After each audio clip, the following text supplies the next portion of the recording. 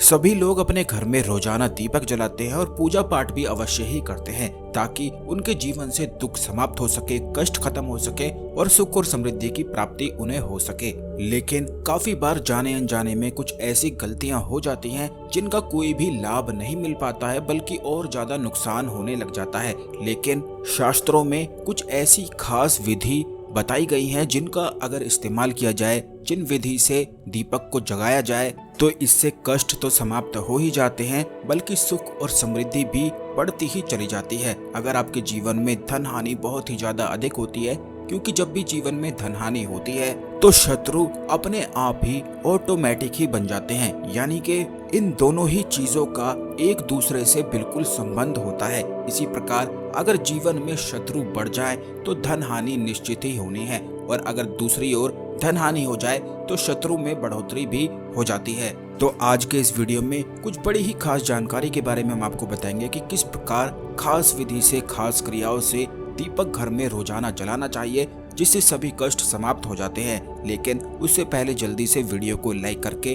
Comment box में ओम नमः शिवाय, हर हर महादेव अवश्य ही लिख दें, जिससे भगवान शिव की कृपा हमेशा ही बनी रहे। तो दोस्तों, आपको बता दें कि इस संसार में कोई भी चीज सिंगल में नहीं होती है, यानी कि हर एक चीज की एक ना एक जोड़ी अवश्य ही होती है। जैसे कि रात होती है तो सुबह भी होती है, अंधकार होता है तो उजाला भी निश्चित ही होता है, काला है तो सफेद भी है। इसी प्रकार जब भी जीवन में धन हानि होती है तो शत्रु निश्चित ही प्राप्त हो जाते हैं, और जब शत्रु मिल जाते हैं तो धन हानि निश्चित ही होती है। यानी कि हर एक चीज के हमेशा ही दो पहलू बताए गए हैं, और काफी लोग इन्हीं खास बातों के बारे में नहीं जानते हैं, इसीलिए रोजाना अपने घर में एक दीपक ही जलाते हैं। लेकिन आपको बता दें कि दो दीपक जलाने का बड़ा ही ज्यादा खास रहस्य बताया गया है, क्योंकि हम अपने चैनल में बड़े ही ज्यादा खास चीजों को आपको बताते हैं। इसीलिए चैनल को सब्सक्राइब करके बेल बटन अवश्य ही दबा दें, जिससे जब भी हम आपके लिए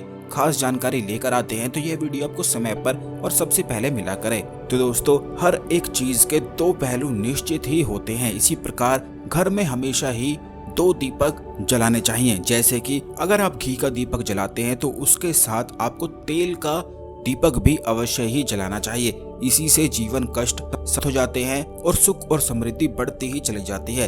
यह कुछ खास तंत्रोक्त क्रियाएं हैं, और कई बार तो ऐसा होता है कि बहुत सारे लोग रोजाना पूजा पाठ करते हैं, लेकिन उनके मन में हमेशा ही शिकायत रहती है कि वह निश्चित ही पूजा पाठ करते हैं, रोजाना दीपक जगाते हैं, लेकिन फिर भी वह दुखी हैं और अपने जीवन में कुछ भी प्राप्त उन्हें नहीं हो पा रहा है।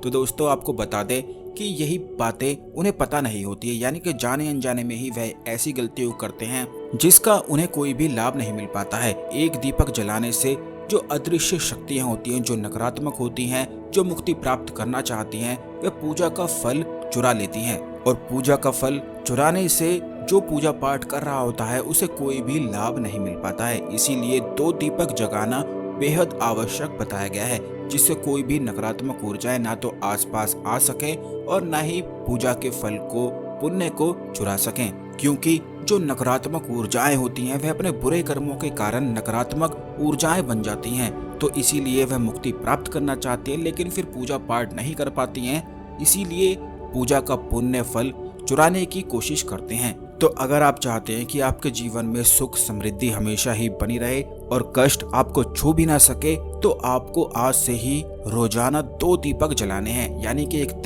तेल में आप सरसों का तेल, तिल का तेल कोई भी चुन सकते हैं, और दूसरा घी का आपको जलाना है।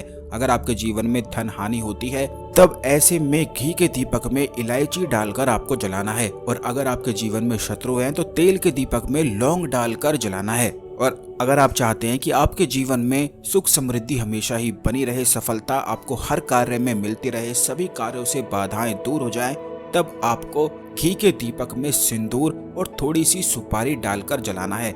इस बात का ध्यान रखें कि जो चीजें आखिरी में बचती हैं उन्हें कूड़ेदान में बिल्कुल भी नहीं फेंकना है, क्योंकि बहुत सारे लोग ऐसी गलतियों को करते हैं कि रोजाना धूप बत्ती, जोत बत्ती आदि वगैरह करते हैं और उसकी जो रुई होती है कलावा आदि से जलाते हैं तो उसे कूड़ेदान में फेंकते रहते हैं। तो ऐसा बिल्कुल भी नहीं करना है, बल्कि इन्हें किसी पेड़ पौधों की जड़ों में आपको डाल देना चाहिए। तो आप इन सभी बातों का ध्यान रखें, जिससे जीवन में सुख और समृद्धि बढ़ती ही चली जाए। आशा करते हैं आपको हमारी जानकारी पसंद आई होगी। ओम नमः शिवाय, हर हर महादेव।